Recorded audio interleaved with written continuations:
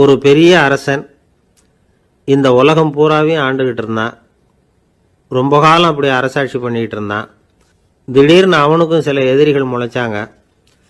அவங்கெல்லாம் ஒன்று சேர்ந்து இவனை தோற்கடிச்சுட்டாங்க. தோற்று போனது இவனுக்கு பயம் வந்துட்டுது, எங்கே எதிரிகள் நம்ம கொண்டுடுவாங்களோ அப்படின்னு. வெளியில் வந்தால் தனக்கு ஆபத்துன்னு பயந்துக்கிட்டு யாருக்கும் தெரியாமல் ஒரு குகைக்குள்ளே போய் பதுங்கி கிடக்கிறான். நிலைமையை பாருங்கள்.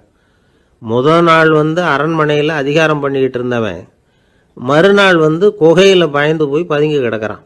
ராத்திரி நேரம் வந்தது, பசி வயத்தை கிள்ளுது, பிச்சை எடுத்து சாப்பிட வேண்டிய நிலைமை. பிச்சை எடுக்கிறதுக்கு பாத்திரம் வேணுமே, என்ன பண்ணுறது அப்படின்னு அங்கேயும் இங்கேயும் பார்க்குறான். ஒரு மூலையில் யாரோ விட்டுட்டு போன ஒரு ஓடு கிடக்குது.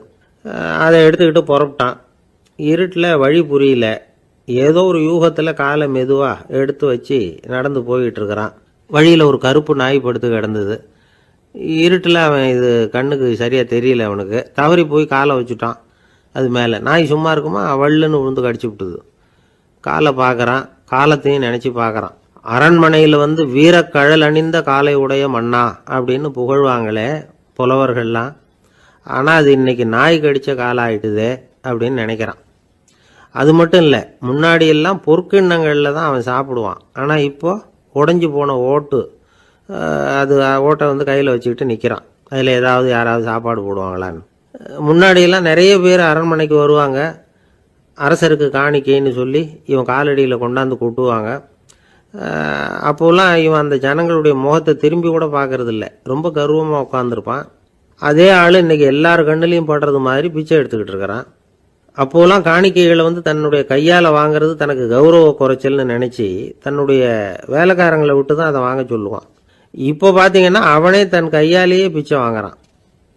நினச்சி பாருங்கள், அந்த மனுஷன் நாள் அரசன், மறுநாள் பிச்சைக்காரன். எவ்வளோ வித்தியாசம்! செல்வம் தான் இப்படி ஒரு வித்தியாசம் ஏற்படுறதுக்கு காரணம். அப்படிப்பட்ட செல்வம் வாழ்க்கையை நடத்துறதுக்கு நமக்கு தேவைதான். ஆனால் அதையே நாம் அடைய வேண்டிய பயனாக நினைக்கிறோம் பாருங்கள், அதுதான் வேடிக்கை. இதை நம்மாழ்வார் அழகாக ஒரு பாசுரத்தில் சொல்கிறார். ஒரு நாயகமாய் ஓட உலகுடன் ஆண்டவர், கருணாய் கவர்ந்த காலர், சிதைகிய பானையர், பெருநாடு காண இம்மையிலே பிச்சைதாம் கொள்வர், திருநாரணன் தாழ் காலம் பெற சிந்தித்து உய்மினோ அப்படிங்கிறார் நம்மாழ்வார். ஒரு பெரிய பணக்காரர் ஒரு துறவிகிட்ட போய், சாமி என்கிட்ட நிறைய பணம் இருக்குது, இருந்தாலும் நிம்மதி இல்லை, என்னால் நிம்மதியாக இருக்க முடியல, என்ன காரணம்னு கேட்டாராம். உடனே அந்த துறவி இதுக்கு நேரடியாக பதில் சொல்லாமல் பக்கத்தில் நின்றுக்கிட்டு இருந்த ஒரு குழந்தைய கூப்பிட்டார். அது ஓடியாந்தது. ஒரு ஆப்பிள் பழத்தை எடுத்து அது கையில் கொடுத்தார். அதை வாங்கிக்கிட்டு குழந்தை சிரிச்சுது. இன்னொரு பழத்தை எடுத்து கொடுத்தார். அதை இன்னொரு கையில் வாங்கிட்டு சிரிச்சுது. மூணாவது ஆப்பிள் எடுத்து கொடுத்தார். 2 பழத்தையும் நெஞ்சில் அணைச்சிக்கிட்டு 3வது பழத்தையும் வாங்கிறதுக்கு முயற்சி பண்ணிச்சு. ஆனால் அது உடனே நழுவி கீழே விழுந்து உருண்டு ஓடிச்சு. ஏற்கனவே இருந்ததும் விழுந்துட்டுது. இப்போ அந்த குழந்தை அழ ஆரம்பிச்சுட்டுது. இப்போ அந்த துறவி பணக்காரர்கிட்ட சொன்னாராம், குழந்தைய கவனிச்சியா, 2 ஆப்பிள் போதும்னு அது நினச்சிருந்தா இப்போ அது அழ வேண்டிய அவசியம் வந்திருக்குமா அப்படின்னாராம். எதுவுமே அளவுக்கு மிஞ்சினா துன்பந்தான். இந்த காலத்தில் இதெல்லாம் யாரு காதில் வாங்குறாங்க? ஒருத்தனை நல்ல வழிக்கு கொண்டு வரணும்னு நினச்சி அவனை கூப்பிட்டு உட்கார வச்சு இந்த கதையை சொல்லிகிட்டு இருந்தாங்க. சொல்லிவிட்டு அந்த குழந்தை செஞ்சது தப்பு தானே அப்படின்னு கேட்டிருக்கிறாங்க. ஆமாம், தப்பு தான், நானாக இருந்தால் அப்படி செஞ்சிருக்க மாட்டேன் நானா இவன். 2 பழமே போதும்னு சொல்லியிருப்பியா அப்படின்னு கேட்டிருக்காங்க. அப்படி இல்லைங்க, அவர் கொடுக்க கொடுக்க ஒவ்வொரு பழமாக வாங்கி பின்னாடி வச்சுட்டு மறுபடியும் கையை நீட்டுவேன் அப்படிங்கிறானா. இவெல்லாம் எந்த காலத்தில் திருந்துறது?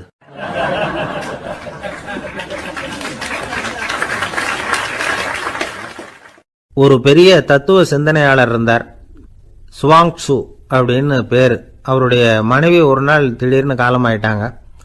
ஐயோ பாவம், அவர் ரொம்ப வருத்தப்படுவார், போய் ஆறுதலாக 4 வார்த்தை பேசிவிட்டு வரலாம் அப்படின்னு நினச்சிக்கிட்டு நிறைய பேர் அவரை தேடிட்டு வந்தாங்களாம். வந்தவங்களுக்கு ஆச்சரியம், ஏன்னா இவர் வருத்தப்பட்டுக்கிட்டு இருப்பார் அப்படின்னு தானே எதிர்பார்த்தாங்க. அப்படி இல்லை, தாளம் போட்டுக்கிட்டு உட்காந்துருக்கிறார். தாளத்துக்கு தகுந்த மாதிரி பாட்டு வேற பாடிக்கிட்டு இருக்கிறார். என்ன மனுஷன் அவர், கொஞ்சம் கூட கவலை இல்லாமல் இப்படி இருக்கிறாரு அப்படின்னு நினச்சாங்க. ஒருத்தர் துணிஞ்சு அவர்கிட்ட கேட்டுவிட்டார், என்னங்க இது இப்படி அப்படின்னு. அதுக்கு அவர் என்ன சொன்னார் தெரியுமா? இதை பாருங்க, என்னுடைய மனைவி பிறக்கிறதுக்கு முன்னாடி அவளுக்கு உயிரும் கிடையாது, உடலும் கிடையாது. அதுக்கு பிறகுதான் உயிர் வந்தது, உடல் வந்தது, அந்த உருவம் வந்தது. இப்போ என்ன ஆச்சு? அந்த உருவமும் உயிரும் போயிட்டுது, அவ்வளவுதானே. வந்தது போயிட்டுது. இளவேனில் காலம், இலையுதிர் காலம், பனிக்காலம், இப்படி பருவங்கள் மாறி மாறி வருது இல்லையா? அது மாதிரி பிறப்பும் இறப்பும் மாறி மாறி வருது. இது இயற்கை. இதுக்காக அழுதா அது எப்படி அப்படின்னாராம். ஞான தெளிவு அடைஞ்சவங்களுக்கு எல்லாமே சுகம்தான். திருவள்ளுவரும் அதை தான் சொல்றார். உறங்குவது போலும் சாக்காடு, உறங்கி விழிப்பது போலும் பிறப்பு. தூங்குறதுக்கெல்லாம் நாம் வருத்தப்பட்டுக்கிட்ட இருக்கிறோமா?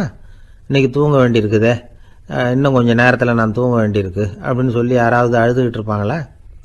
அதனால் இந்த உலக வாழ்க்கையினுடைய இயல்பை யதார்த்தத்தை நாம் தெளிவாக புரிஞ்சுக்கணும். அப்படி புரிஞ்சுக்கிட்டா நாம் கவலை இல்லாமல் வாழ முடியும். ஒரு வயசான தாத்தா பாட்டி 60 வருஷத்துக்கு முன்னாடி அவங்களுக்கு கல்யாணம் ஆச்சு. ஒன்றாவே வாழ்ந்தாங்க, ஒன்றாவே இறந்து போனாங்க. இப்போ அவங்க 2 பேரும் சொர்க்கத்துக்கு போய் சேர்ந்தாங்க. அங்கே எல்லா வசதியும் இருந்தது. ஒரு பெரிய பங்களாவே இவங்களுக்கு ஒதுக்கி கொடுத்தாங்களாம். இதுக்கு எவ்வளவு வாடகைன்னு கேட்டார் தாத்தா. வாடகையெல்லாம் கிடையாது, இலவசம் அப்படின்னார் அங்கே இருந்தவர். அந்த வீட்டுக்கு பின்னாடி ஒரு பெரிய புல்வெளி இருந்தது. இதில் விளையாட ஏதாவது கட்டணம் உண்டான்னு கேட்டிருக்கார் தாத்தா. அதெல்லாம் ஒன்றும் கிடையாது, பணம்லாம் கட்ட வேண்டியதில்லை அப்படின்னார் அவர். பக்கத்தில் ஹோட்டல் மாதிரி ஒரு பெரிய கட்டடம், உள்ள சாப்பாட்டு மேஜைகள், அது மேலே விதவிதமான பலகாரங்கள். சாப்பாட்டுக்கெல்லாம் எவ்வளவு அப்படின்னு விசாரிச்சாராம் தாத்தா. அதுதான் சொன்னேனே, இங்கே எல்லாமே இலவசம்தான். எது வேணும்னாலும் சாப்பிட்லாம், எவ்வளவு வேணும்னாலும் சாப்பிட்லாம் அப்படின்னாரா. நீங்கள் சொல்கிறீங்க அப்படி, ஆனால் நான் சர்க்கரை சேர்த்துக்கக்கூடாது, உப்பு சேர்த்துக்கக்கூடாது, பாட்டி கையால் எப்பவும் பத்திய சாப்பாடு தான் அப்படின்னாராம் தாத்தா. இதை பாருங்கள், இங்கே உங்களுக்கு அந்த கவலையும் வேண்டியதில்லை. இங்கே நீங்கள் ஸ்வீட்டு சாப்பிட்லாம், காரம் சாப்பிட்லாம், உங்களுக்கு எந்த நோயும் வராது அப்படின்னாராம் அங்கே சொர்க்கத்தில் இருந்தவர். இதை கேட்ட உடனே அந்த தாத்தா பக்கத்தில் நின்ன பாட்டியை பார்த்து கத்தினாராம். அடி பாவி, எல்லாத்தையும் கெடுத்துட்டியே, நீ எனக்கு பத்திய சாப்பாடு போடாமல் கண்டதை திங்க விட்டுருந்தா 10 வருஷத்துக்கு முன்னாடியே நான் இங்கே சேர்ந்துருப்பேனே அப்படின்னாராம்.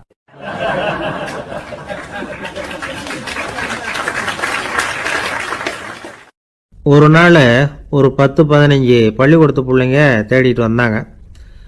உங்களை பார்த்துட்டு தான் போகணும், அதுக்காக தான் வந்திருக்கோம்னாங்க. என்ன விஷயம்னு கேட்டோம். நாங்கள்லாம் கூடி ஒரு முடிவு பண்ணியிருக்கிறோம், அதை உங்ககிட்ட சொல்லணும் அப்படின்னாங்க. அதுவும் ஒரு வாண்டு பையன் அதை சொன்னான். என்ன முடிவு அது அப்படின்னு கேட்டோம் ரொம்ப ஆர்வமாக. அதை இப்போ சொல்ல மாட்டோம், எங்களுக்கு பிடிக்கிற மாதிரி ஏதாவது ஒரு தகவல் சொன்னால் அதுக்கப்புறம் நாங்கள் அதை சொல்கிறோம் அப்படின்னா அந்த வாண்டு பையன். சரி, சின்ன பையன்கிட்ட இன்றைக்கி வசமாக மாட்டிக்கிட்டோம் அப்படின்னு நினச்சிக்கிட்டு அவங்களுக்கு தகுந்த மாதிரி ஒரு கதை சொல்ல ஆரம்பித்தோம். அது என்ன கதைன்னா, ஒரு பெரிய காடு, அதில் பலவிதமான மிருகங்கள். அந்த காட்டுக்கு ஒரு சிங்கம் தான் ராஜா. எப்பவும் காட்டுக்கு அது தானே ராஜா. ஒரு பெரிய யானைக்கு இது பொறுக்கலை. என்ன இது, எப்போ பார்த்தாலும் இங்கே சிங்கத்துக்கே ராஜா பதவி கிடைக்குது, நான்லாம் எவ்வளவு பலசாலியாக இருக்கிறேன், அப்படி இருந்தும் எனக்கு அந்த பதவி கிடைக்கலையே அப்படின்னு தனக்குள்ளே பொறுமிக்கிட்டே இருந்தது. ராஜா பதவியை நினச்சி ரொம்ப ஏக்கம், அதுக்கு பதவி மோகம். இந்த சமயம் பார்த்து ஒரு குள்ள நரி கூட்டம் அதை தேடிட்டு வந்தது. ஐயா பெரியவங்களே, நீங்கள் இந்த காட்டுக்கு ராஜாவாக இருக்க ஆசைப்படுறீங்க, அதில் ஒன்றும் தப்பு இல்லை. ஆனால் அதுக்கு முன்னாடி நீங்கள் எங்கள் கூட்டத்துக்கு கொஞ்ச நாள் தலைவராக இருங்க, அதாவது ராஜாவாக இருங்களேன், உங்களுக்கும் ஒரு ட்ரைனிங் கிடைச்சது மாதிரி இருக்கும் அப்படின்னு சொல்லியிருக்குது இந்த கூட்டம், குள்ள நரி கூட்டம். இதை கேட்ட உடனே யானைக்கு ரொம்ப சந்தோஷம் தாங்கலை. அதுதான் எப்போன்னு பதவிக்காக காத்துக்கிட்டு இருக்குதே. இருந்தாலும் கொஞ்சம் பிகுவோட, சரி நீங்கள்லாம் இவ்வளோ தூரம் என்னை தேடிட்டு கேட்கறதுனால மறுக்க முடியல அப்படின்னு ரொம்ப ஏதோ அவளுக்கு சிரமப்பட்டு ஒத்துக்கிறது மாதிரி ஒத்துக்கிட்டது. ஏதோ உங்கள் ஆசைக்கு கட்டுப்படுறேன், கொஞ்ச நாள் உங்கள் கூட்டத்துக்கு ராஜாவாக இருக்கிறதுக்கு சம்மதிக்கிறேன் அப்படின்னுது. உடனே அந்த யானை ராஜ நட போட ஆரம்பிச்சிட்டுது. யானை சாதாரணமாக நடந்தாவே எப்படி இருக்குங்கிறது நமக்கு தெரியும். அதுவே ராஜ நட நடந்தால் எப்படி இருக்கும் கற்பனை பண்ணி பாருங்கள். யானை முன்னாடி கம்பீரமாக போய்கிட்டு இருக்குது, தலைவர் இல்லையா, அதனால் குள்ள நரிகள்லாம் ரொம்ப அடக்கமாக அது பின்னாடி அணிவகுத்து போயிட்டு இருக்குது. ராஜா வாழ்க, மன்னர் வாழ்க அப்படின்னு கோஷம் வேற. யானைக்கு தலைகால் புரியல, அவ்வளவு சந்தோஷம். அந்த யானைக்கு செருக்கு, ஆணவம் எல்லாம் ஏற்பட்டு போச்சு. அதுக்கப்புறம் அது தரையை பார்க்குமா, நிமிர்ந்து நடக்க ஆரம்பிச்சுட்டுது. தரையை பார்க்குறதே இல்லை. அப்படி போயிட்டு இருக்கிறப்போ ஒரு சதுப்பு நிலத்தில் திடீர்னு காலை வச்சுட்டுது. அவ்வளவுதான், கால் உள்ளே போட்டுது. இன்னொரு காலை எடுத்து வச்சுது, அதுவும் உள்ளே போட்டுது. அந்த 2 காலையும் எடுக்கிறதுக்காக அடுத்த 2 காலையும் அழுத்திச்சு, அதுவும் உள்ளே போக ஆரம்பிச்சுட்டுது. இப்போ 4 காலம் வசமாக சேத்துல அழுந்தி போச்சு, எடுக்க முடியல. குள்ள நரிகள்லாம் அதை சுற்றி சுற்றி வந்தது. சிலது சுற்றி நின்று டான்ஸ் ஆட ஆரம்பிச்சுட்டுது யானையை பார்த்துட்டு. இதை யானை பார்த்தது. என்ன இது தலைவர், நான் தவிச்சுக்கிட்டு இருக்கிறேன், தொண்டர்கள்லாம் சுற்றி நின்று வேடிக்கை பார்த்துக்கிட்டு இருக்கிறீங்க, டான்ஸ் ஆடுறீங்க அப்படின்னு கேட்டுதான். தொண்டர்களே, தலைவர் நான் தவிச்சுக்கிட்டு இருக்கிறது உங்களுக்கு தெரியலையா? இப்போ உடனே உங்கள் தலைவரை காப்பாற்ற வேண்டியது உங்கள் கடமை இல்லையா அப்படின்னு கத்துச்சான் அந்த யானை. குள்ள நரிகளில் ஒன்று முன்னாடி வந்து நின்று அந்த யானையை பார்த்து தான், தலைவரே, எங்களுக்கு ரொம்ப நாளாக ஒரு ஆசை, அந்த ஆசையை நிறைவேற்றிக்கிறதுக்காகத்தான் உங்களை எங்கள் தலைவராக ஏற்றுக்கிறோம்னு சொன்னோம் அப்படின்னு தான். என்ன ஆசைன்னு கேட்டிருக்கு யானை.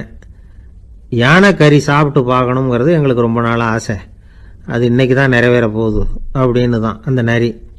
இதை கேட்ட உடனே அந்த யானை அப்படியே மூர்ச்சி ஆகிட்டு தான். நரிகள்லாம் அது மேலே ஏறி குதற ஆரம்பிச்சுட்டு தான். பதவி மேலே இருந்த பேராசை அந்த பலசாலியான யானையையே மாட்டி விட்டுட்டுது பார்த்தீங்களா அப்படின்னு சொல்லி முடித்தோம் இந்த கதையை அந்த சின்ன பிள்ளைங்க கிட்ட. சரிங்க, இப்போ நாங்கள் உங்களை தேடி வந்த விஷயம் என்னங்கிறத சொல்லவா அப்படின்னா ஒரு வாண்டு பையன். சீக்கிரம் சொல்லு தம்பி, சஸ்பென்ஸ் தாங்கலை அப்படின்னோம். அவன் மெதுவா எங்களை பார்த்து சொல்கிறான், எங்களுக்கு கொஞ்ச நாள் நீங்கள் தலைவராக இருந்தால் தேவலை அப்படின்னா.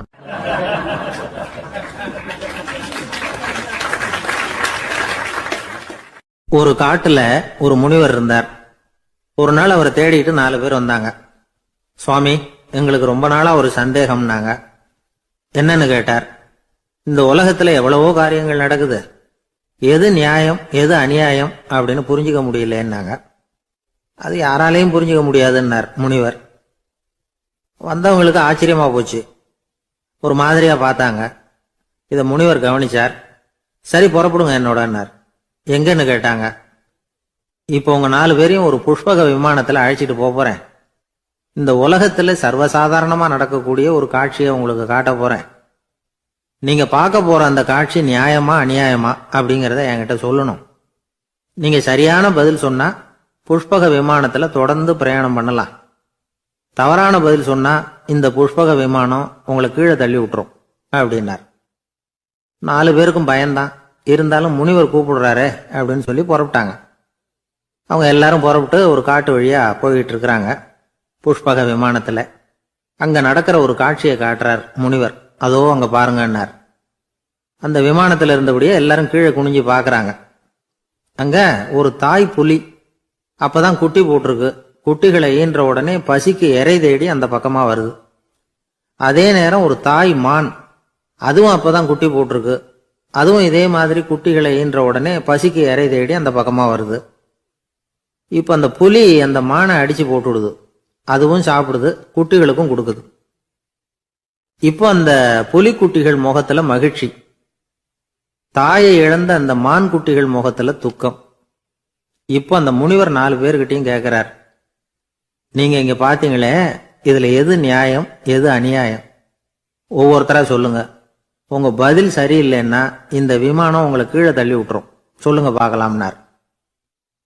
முதல்ல ஒருத்தன் சொன்னான், அந்த புலி செஞ்சது சரிதாங்க, அது பசிக்கு அதுதான் ஆகாரம், தன்னுடைய பசிக்கு தானே இறை தேடிக்கிட்டது, அதுல என்ன தப்பு, அவ்வளவுதான், அதனால புலி செஞ்சது நியாயம்தான் அப்படின்னா. அவ்வளவுதான், அந்த விமானம் அவனை அப்படியே கீழே தள்ளி விட்டுட்டுது. அதனால அவன் கொடுத்த பதில் சரியில்லை அப்படிங்கிறது புரிஞ்சு போச்சு. இப்ப 2வது ஆள் சொன்னான், புலி செஞ்சது பாவம், அந்த தாய்மான் என்ன தப்பு பண்ணிச்சு, இப்ப அந்த குட்டிகளுக்கு யாரு ஆதரவு, அதனால புலி செஞ்சது அநியாயம் அப்படின்னா. அவ்வளவுதான், அவனையும் கீழே தள்ளி விட்டுடுது அந்த விமானம். இந்த பதிலும் சரியில்லை அப்படின்னு ஆயிட்டுது. இப்ப 3வது ஆள் வந்தான். முதல்ல 2 பேர் கீழே விழுந்ததை பார்த்துக்கிட்டு இருந்தான். அதனால அவன் சொன்னான், ரெண்டுமே நியாயம்தாங்க, புலி இறை தேடினதும் இயற்கை, அதுக்கு மான் இறையானதும் இயற்கை, அதனால இதுல ஒன்றும் தப்பு இல்லைன்னா. அவ்வளவுதான், அவனையும் அந்த விமானம் கீழே பிடிச்சி தள்ளி விட்டுது. இப்ப 4வது ஆள் வந்தான். முனிவர் கேட்டார், நீயாவது சொல்லுப்பா, இந்த செயல்ல எது நியாயம்னார். அவன் தெளிவா பதில் சொன்னான். அதாவது என்ன சொன்னான்னா, எனக்கு தெரியல அப்படின்னா. அவனை விமானம் கீழே தள்ளல, சௌரியமா அழைச்சிட்டு போட்டுது. இவனும் பிரயாணம் சௌக்கியமா பண்ணானான். ஆக இதுதான் சரியான பதில்ங்கிறத முனிவர் உணர்த்தினார். இந்த கதையிலிருந்து நாம புரிஞ்சுக்க வேண்டியது என்னன்னா, இந்த உலகத்துல எவ்வளவோ காரியங்கள் நடக்குது. அதெல்லாம் ஏன் அப்படி நடக்குதுங்கிறதுக்கு எப்பேற்பட்ட பண்டிதராலும் பதில் சொல்ல முடியாது. தெரியாததை தெரியாதுன்னு ஒத்துக்கிட்டா வாழ்க்கை பிரயாணம் சுகமா இருக்கும். அதனால தேவையில்லாத விஷயங்களை புரிஞ்சுக்கிறதுக்கு நேரத்தை செலவு பண்ணிட்டு இருக்க கூடாது.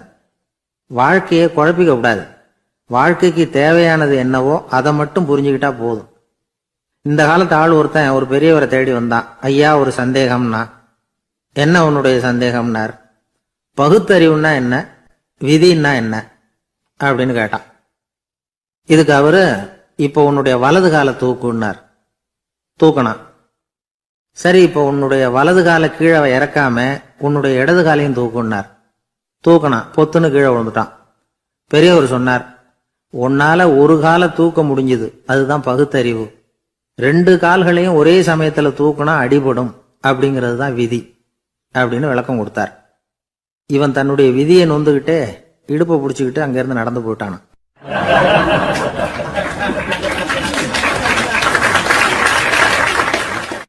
ஒரு ஊர்ல ஒரு கோயில் இருந்தது. ரொம்ப பழைய கோயில். உள்ள போறதுக்கே பயமா இருக்கும்.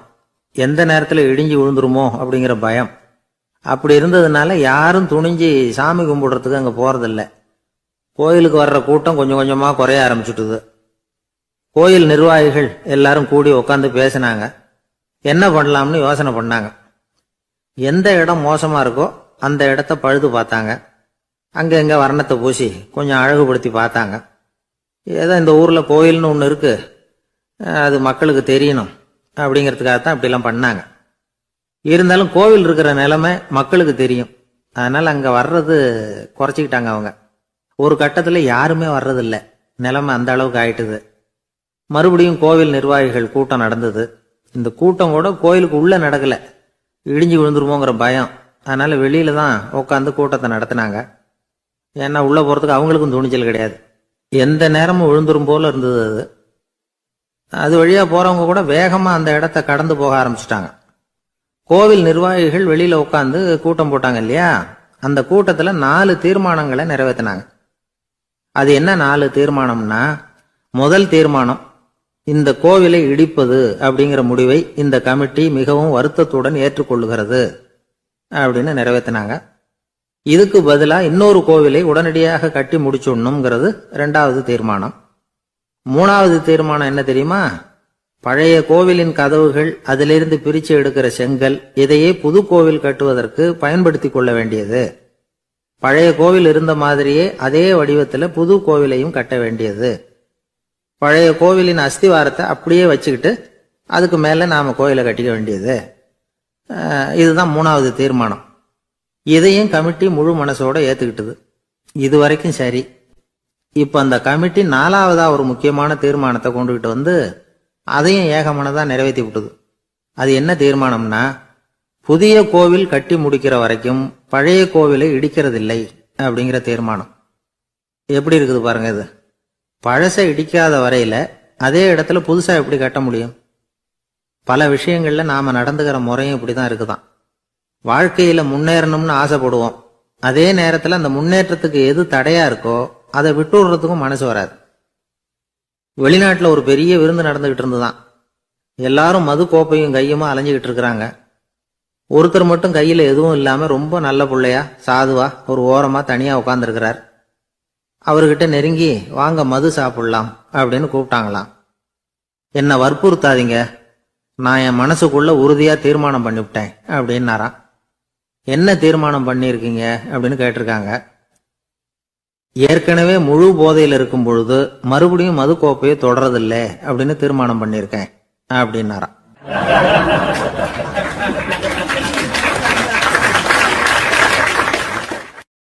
ஒரு ஊர்ல ஒரு பெரியவர் இருந்தார். ஒரு நாள் அவரை தேடி ஒருத்தர் வந்தார். ஐயா, நான் கடவுளை பரிபூர்ணமா நம்புறேன் அப்படின்னார். சரி, அந்த நம்பிக்கை உனக்கு எப்படி வந்ததுன்னு கேட்டார் இவர். அவர் சொல்ல ஆரம்பிச்சார். ஐயா, எனக்கு கல்யாணம் ஆகி 10 வருஷம் ஆச்சு. ஆனாலும் குழந்தை பாக்கியம் இல்லை.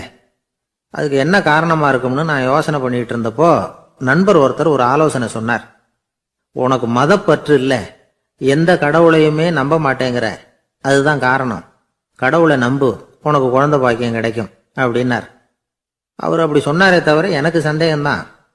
இருந்தாலும் அவர் சொன்னபடியும் நடந்துதான் பார்ப்போமே அப்படின்னு முடிவு பண்ணேன். கடவுளை நம்ப ஆரம்பிச்சேன். அந்த வருஷமே அழகான ஆண் குழந்தை பிறந்தது. எல்லாம் இறைவன் அருள் அப்படின்னார்.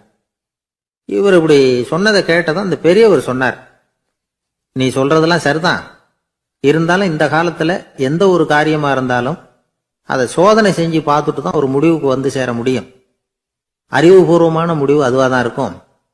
அறிவியல் சோதனைகள் அப்படித்தான். ஒரு குறிப்பிட்ட விஷயத்தை பத்தி எத்தனை தடவை சோதனை பண்ணாலும் ஒரே முடிவு தான் கிடைக்கணும். அதுதான் சரியா இருக்கும். அதனால இப்ப மறுபடியும் ஒரு சோதனைன்னார். என்ன செய்யணும் அப்படின்னு கேட்டார் இவர். கடவுள்கிட்ட ஒரு பெண் குழந்தை வேணும்னு கேளு. முதல்ல ஆண் குழந்தைய கொடுத்தது மாதிரியே இப்போ ஒரு பெண் குழந்தையையும் கொடுக்கறாரா பார்க்கலாம் அப்படின்னார். சரின்னு சொல்லி இவர் அதே மாதிரி முயற்சி பண்ணினார். அதுக்கப்புறம் அவரு இந்த பெரியவர்கிட்ட வரவே இல்லை. கொஞ்ச காலம் கழிச்சு இவரே அவரை தேடிட்டு போய் கதவை தட்டினார். அவர் கதவை திறந்தார். என்ன ஆச்சு, கடவுள் கண் திறந்தாரா அப்படின்னு கேட்டார். அவரு, அந்த சமாச்சாரம்லாம் நமக்கு வேணாம் சார். முதல் தடவை அது ஏதோ தற்செயலா ஏற்பட்ட ஒரு சாதகம். இப்போ நீங்க 2வது தடவை சொன்ன பிறகு தினமும் கடவுளை வேண்டிக்கிட்டு தான் இருக்கிறேன், ஒன்றும் நடக்கல அப்படின்னார் ரொம்ப விரக்தியா. ஒரே ஒரு தோல்வியில உங்க நம்பிக்கையெல்லாம் பறந்து போயிடுது பாத்தீங்களா அப்படின்னார் அந்த பெரியவர். எல்லாம் நல்ல விதமா நடக்கிற வரைக்கும் நம்பிக்கை, எதிர்பார்த்தது தோல்வியில முடிஞ்சுட்டுதுன்னா அவநம்பிக்கை. மற்றவர்கள் பேர்ல வைக்கிற நம்பிக்கை எந்த நேரத்திலையும் விவகாரமாகி விடக்கூடிய சாத்தியம் உண்டு. நாம நம்பிக்கை வைக்க வேண்டியது நம்ம கிட்ட தான். நமக்குள்ள இருக்கிறார் கடவுள். எனவே நம்ம பேர்ல நாம வைக்கிற நம்பிக்கை தான் உண்மையான கடவுள் பக்தி. நிபந்தனையற்ற நம்பிக்கையா அது இருக்கணும். எல்லாம் நல்லபடியா நடந்துகிட்டு இருந்தா எந்த முட்டாளுக்கும் நம்பிக்கை வரத்தான் செய்யும் அப்படிங்கிறது ஒரு பெரியவர் கருத்து. தியானத்தின் மூலமா தான் உனக்குள்ள ஆழமா தோண்டுனா உன்னுடைய அடி ஆழத்துல நம்பிக்கை வந்து அப்படி ஊற்றெடுக்கும், அதை பார்க்க முடியும் அப்படிங்கிறது பெரியவர்கள் சிந்தனை. ஒரு குழந்தை அப்பாவை பார்த்து என்னப்பா பண்றேன்னு கேட்டுதான். பிரார்த்தனை பண்ணிட்டு இருக்கிறேன்னாராம் அப்பா. பிரார்த்தனை பண்ணுனா என்ன கிடைக்கும் அப்படின்னு கேட்டுதான் குழந்தை. எல்லாம் கிடைக்கும் அப்படின்னாராம் அப்பா. நீ வச்சிருக்கிறிய பேனா அது கூட கிடைக்குமான்னு கேட்டுதான் குழந்தை. ஓ, கிடைக்குமேன்னு இருக்கார். அப்படின்னா அந்த பேனாவை என்கிட்ட கொடுத்துரு, நீ பிரார்த்தனை பண்ணி வேற பேனா வாங்கிக்கோ அப்படின்னு தான் அந்த குழந்தை.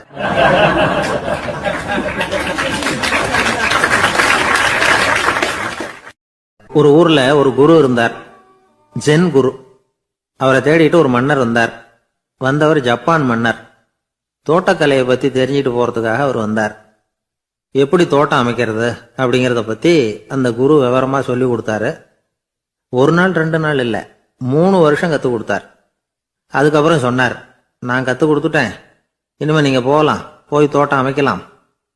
அதுதான் உங்களுக்கு பரீட்சை.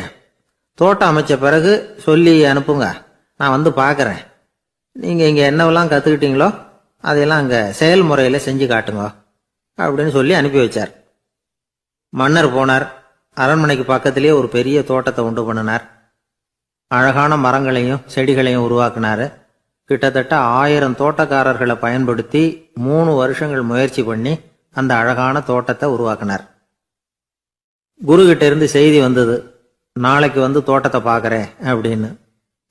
மன்னர் உடனே சுறுசுறுப்பாயிட்டார். முதல் நாளே தோட்டத்தை சுத்தப்படுத்தினார். ராத்திரி பூரா யாரும் தூங்கல. எல்லாருக்கும் தோட்டத்தை ஒழுங்குபடுத்துற வேலை. அது அந்தந்த இடத்துல ஒழுங்கா இருக்குதா அப்படின்னு சரி பார்த்தாங்க. ஒரு தவறும் இல்லாத வகையில் அதை ஒழுங்குபடுத்தினாங்க. மறுநாள் குரு வந்தார், தோட்டத்தை பார்த்தார். அவருக்கு கோபம் வந்துட்டுது. மன்னருக்கு ஆச்சரியம், எப்பவும் சிரிச்சுக்கிட்டே இருக்கிறவர் இப்ப எப்படி இருக்கிறாரே அப்படின்னு. மெதுவா குரு கிட்ட போய் எல்லாம் சரியா தானே இருக்குது அப்படின்னார். எல்லாம் சரிதான், ஆனாலும் எங்கே அந்த பொன்னிற காற்று அப்படின்னார். உதிர்ந்த இலைகள், பொன் மஞ்சள் நிற இலைகள் காற்றில் அப்படி புரண்டு ஓடுவதை நான் பார்க்க முடியவில்லையே அப்படின்னாராம். அது இல்லாம இந்த தோட்டம் உயிரோட்டம் உள்ளதா இருக்காது, இதுல பாடல் இல்லை, ஆடல் இல்லை, அதெல்லாம் இல்லாம இந்த தோட்டம் ரொம்பவும் செயற்கையா தெரியுதேன்னாராம். மன்னர் இப்பதான் யோசனை பண்ணார். கீழே கிடந்த காஞ்சி போன இலைகள் மட்டும் இல்ல, மரத்துல இருந்த காஞ்சி போன இலைகளையும் அப்புறப்படுத்தி சுத்தமா வச்சிருக்கிறார். இறப்பும் வாழ்க்கையினுடைய ஒரு பகுதி தான். மரணம்ங்கிறது வாழ்க்கைக்கு எதிரானது அல்ல, அதை நிரப்பும் ஒரு பகுதி தான் அது. மரணம் இல்லையில் வாழ்க்கையே இல்லை அப்படிங்கிறது பெரியவங்க கருத்து. இப்ப அந்த தோட்டம் அழகா தான் இருக்குது, இருந்தாலும் அது ஒரு ஓவியம் மாதிரி உயிர் இல்லாமல் இருக்கு. குரு ஒரு வாளியை கையில எடுத்துக்கிட்டார். தோட்டத்தை விட்டு வெளியில போனார்.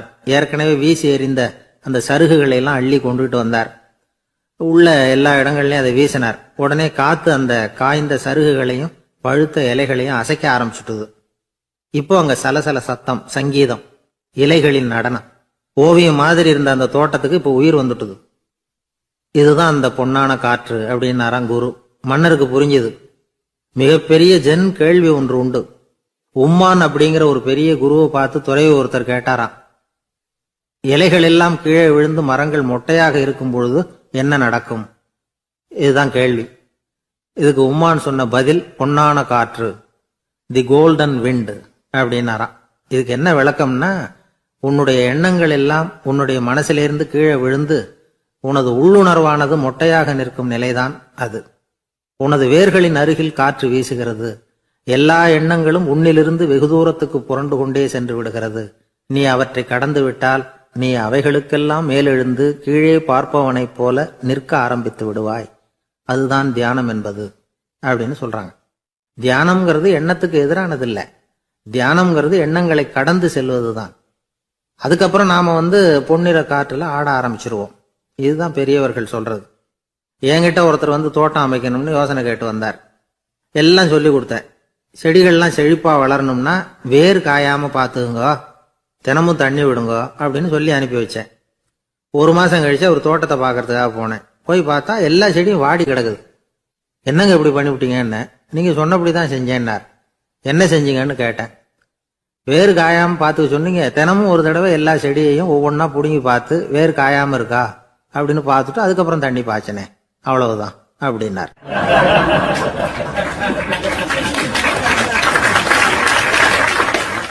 ஒரு வயசான பாட்டியின் தாத்தாவும் ஒரு பூங்காவில் உட்காந்து பேசிக்கிட்டு இருக்கிறாங்க. அவங்களுக்கு கல்யாணம் ஆகி 53 வருஷம் ஆச்சு. பிள்ளைங்கள்லாம் படிச்சு பெரிய பெரிய வேலையில் இருக்கிறாங்க. பேரன் பேத்திகளும் நல்ல நிலைமையில இருக்கிறாங்க.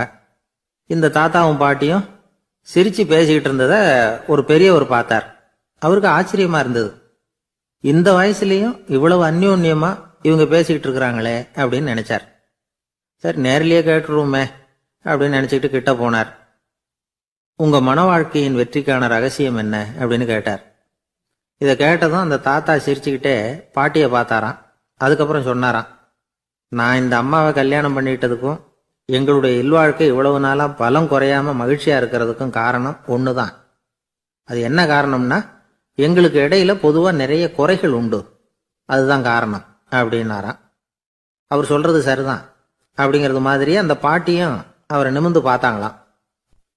இந்த பெரியவர் மறுபடியும் அந்த பாட்டியை பார்த்து அதே கேள்வியை கேட்டிருக்கார். உங்களுடைய நீண்டகால மன வாழ்க்கைக்கு கிடைச்ச வெற்றி எதனாலேன்னு சொல்ல முடியுமா அப்படின்னு கேட்டாராம். அவங்களும் சிரிச்சுக்கிட்டே பதில் சொன்னாங்களாம். என்ன பதில் தெரியுமா?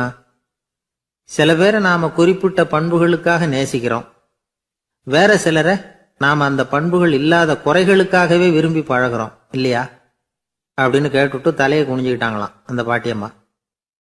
அவங்க அப்படி சொன்னதை கேட்டதும் இவருக்கு புதுசா ஞானம் பிறந்தது மாதிரி இருந்துதான். இதுதான் மனம் நிறைந்த மன வாழ்க்கை அப்படிங்கிறார் சுவாமி சின்மயானந்தர். பண்புகளை எப்படி நேசிக்க முடியுதோ அதே மாதிரி பண்புகள் இல்லாத குறைகளையும் நேசிக்க முடியும். மனசுதான் காரணம்.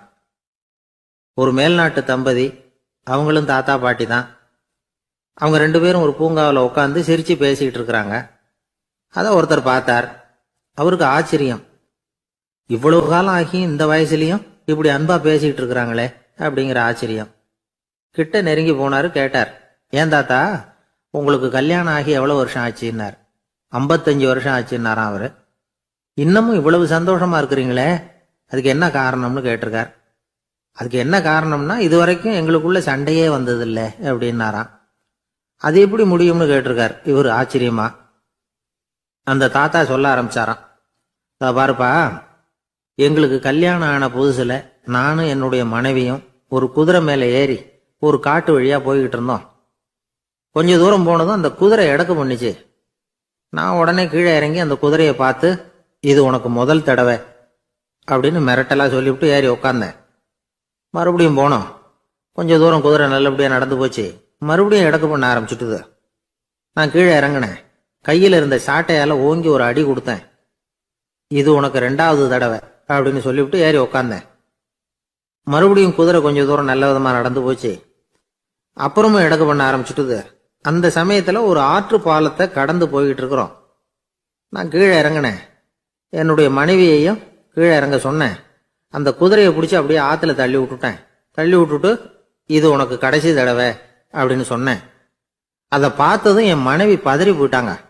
போய் ஐயோ பாவம், என்ன இப்படி பண்ணிவிட்டீங்க, உங்களுக்கு மனசுல கொஞ்சம் கூட இறக்கமே இல்லையா அப்படின்னாங்க. நான் மெதுவா இவங்க பக்கம் திரும்பி இது உனக்கு முதல் தடவை அப்படின்னேன். அவ்வளவுதான், அன்னையிலேருந்து இன்னைய வரைக்கும் ஒரு நாள் கூட எங்களுக்குள்ள சண்டையே வந்ததில்லை அப்படின்னு விளக்கம் கொடுத்தார் அந்த தாத்தா.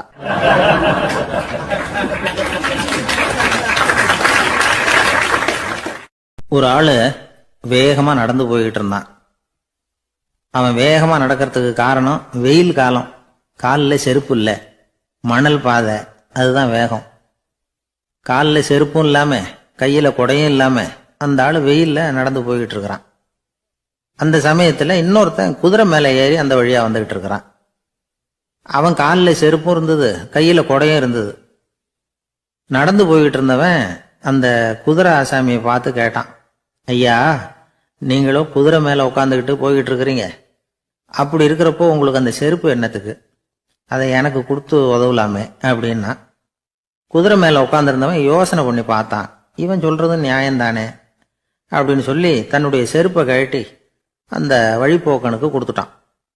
ரொம்ப நல்லதுங்க அப்படின்னு சொல்லி இவன் அதை வாங்கி காலில் மாட்டிக்கிட்டான். அதுக்கப்புறம் மறுபடியும் இவன் ஆரம்பிச்சான், ஐயா, நீங்க குதிரையில போறதுனால போக வேண்டிய இடத்துக்கு வேகமா போய் சேர்ந்துருவீங்க, அதனால உங்க கையில் அந்த குடை என்னத்துக்கு, நான் நடந்து போயிட்டு இருக்கிறவன் ரொம்ப நேரம் நடக்க வேண்டியிருக்கும் இந்த வெயில்ல, அதனால அந்த குடையையும் எனக்கு கொடுங்களேன் அப்படின்னா. குதிரை வீரன் யோசனை பண்ணி பார்த்தான், இதுவும் நியாயம்தானே அப்படின்னு அவனுக்கு தோணுச்சு. உடனே இறக்கப்பட்டு தன் காலில் இருந்த செருப்பை கொடுத்தது மாதிரியே தன் கையில் இருந்த குடையையும் இவங்கிட்ட கொடுத்துட்டான். அதுக்கப்புறம் அவன் நிம்மதியா புறப்பட்டான். இப்ப மறுபடியும் கை தட்டி அவனை நிறுத்தினான். கீழே நின்றுட்டு இருந்தவன், என்னப்பா ஏன் என்ன நிறுத்தின, இன்னும் ஏதாவது வேணுமா உனக்கு அப்படின்னா குதிரையில இருந்தவன். இவன் மெதுவா வாயை திறந்து அந்த குதிரையையும் என்கிட்ட கொடுத்துருங்களேன்னா. அந்த குதிரை வீரன் இப்போ ஒரு கணம் யோசனை பண்ணி பார்த்தான். உடனே என்ன பண்ணான் தெரியுமா, தன்கிட்ட இருந்த குதிரை சவுக்கை எடுத்தான். குதிரை சவுக்கால அந்த ஆளை வாங்குவாங்கன்னு வீசி தள்ளிவிட்டான். இவ்வளவு சவுக்கடியும் வாங்கிக்கிட்டு இந்த ஆள் என்ன பண்ணான் தெரியுமா, சிரிக்கிறான். அடி வாங்கிட்டு யாராவது சிரிப்பாங்களா? குதிரை வீரனுக்கு ஒன்றும் புரியல. என்னப்பா அது, ஏன் இப்படி அடி வாங்கிட்டு இப்படி சிரிக்கிறியே அப்படின்னு கேட்டான். இப்ப அந்த வழிப்போக்கன் சொல்றான், ஐயா, நான் இப்படி சிரிக்கிறதுக்கு காரணம் இருக்கு. இப்படி குதிரை கேட்டு உங்ககிட்ட அடி வாங்கலைன்னு வச்சுக்கோங்க, என் உயிர் உள்ள வரைக்கும் மனசுல ஒரு தவிப்பு இருந்துகிட்டே இருக்கும். செருப்பையும் கொடையையும் கேட்ட உடனே கொடுத்தவன் குதிரையையும் கேட்டிருந்தா கொடுத்துருப்பானோ அப்படிங்கிற பேராசையில ஏங்கிக்கிட்டே இருந்திருப்பேன். இப்போ உங்ககிட்ட அடி வாங்கின பிறகு என்னுடைய அந்த சந்தேகம் தீர்ந்து போச்சு. என்னுடைய ஆசைக்கு எல்லை எது அப்படிங்கறத எனக்கு புரிஞ்சுட்டுது அப்படின்னு சொல்லிவிட்டு அவன் நடக்க ஆரம்பிச்சுட்டானான். ஆசைக்கும் எல்லை உண்டு அப்படிங்கிறத விளக்கறதுக்காக வாரியார் சுவாமிகள் சொல்ற கதை இது. இந்த காலத்திலயும் ஒருத்தன் அது மாதிரி கொடை செருப்போட குதிரையில போய்கிட்டு இருந்தான். எதிரில் நடந்து வந்தவன், ஐயா, உங்க கொடையை எனக்கு கொடுங்களேன்னு கேட்டான். உடனே அவன் குதிரையிலிருந்து கீழே குதிச்சு அவனை சாட்டையால் அடிக்க ஆரம்பிச்சுட்டான். இன்னொருத்தர் அந்த வழியா வந்தவர் இதை பார்த்தார். ஏன்பா, அவன் கேட்டான், உன்னால முடியலன்னா இல்லைன்னு சொல்லிட வேண்டியது தானே, அதுக்காக ஏன் இப்படி அவனை போட்டு அடிக்கிறேன்னு கேட்டார். உங்களுக்கு விவரம் புரியாது சார், காலம் ரொம்ப கெட்டு போச்சு. கேட்டதை கொடுத்தேன்னு வச்சுக்கோங்க, இந்த குதிரையே என்னோடது, அவன் திருடிக்கிட்டு போறான் அப்படின்னு என் பேர்ல புகார் கொடுக்க ஆரம்பிச்சிருவான் சார் அப்படின்னா. அது எப்படி அவ்வளவு உறுதியா சொல்றேன்னு கேட்டார் அவரு. ஏற்கனவே அது மாதிரி ஒருத்தன் பேர்ல புகார் கொடுத்துட்டு தான் இந்த குதிரையை நான் தள்ளிட்டு வந்துகிட்டு இருக்கிறேன் அப்படின்னார்.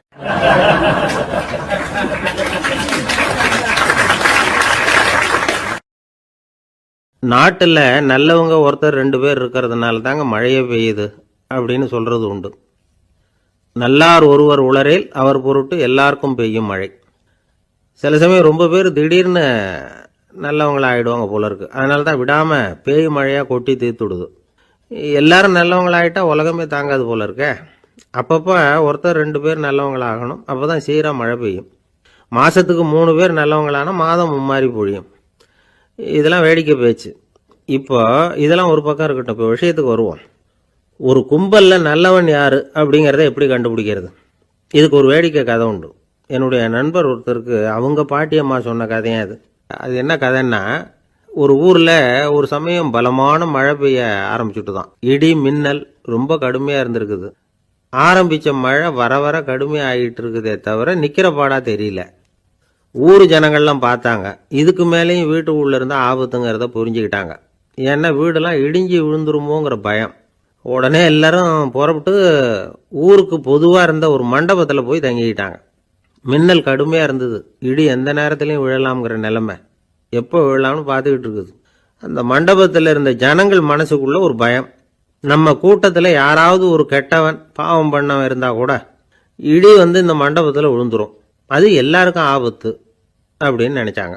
சரி, இதுக்கு என்ன பண்ணலாம் அப்படின்னு யோசனை பண்ணாங்க. அந்த கூட்டத்தில் ஒரு பெரியவர் இருந்தார். அவர் ஒரு யோசனை சொன்னார். இதை பாருங்க, அதுக்கு ஒரு வழி இருக்கு.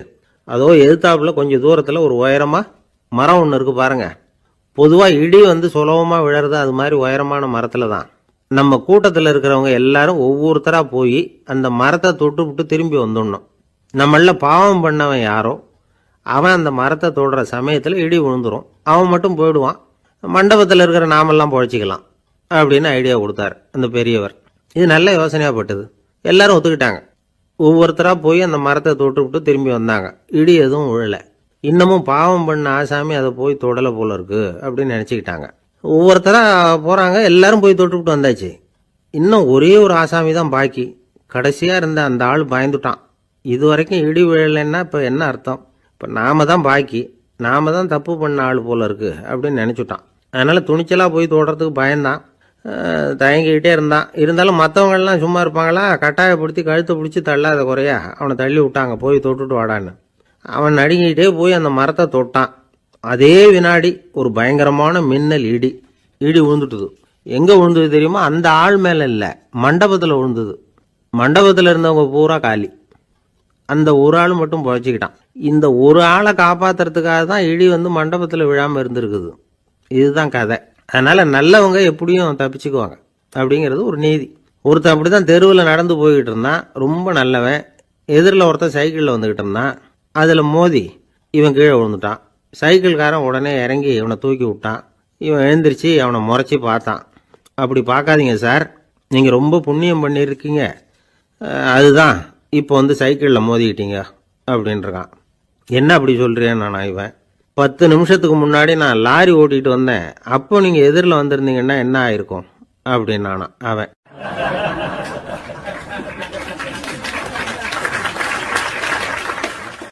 காசியில் இருக்கிற கடவுள் காசி விஸ்வநாதர், அங்கே இருக்கிற தேவி காசி விசாலாட்சி.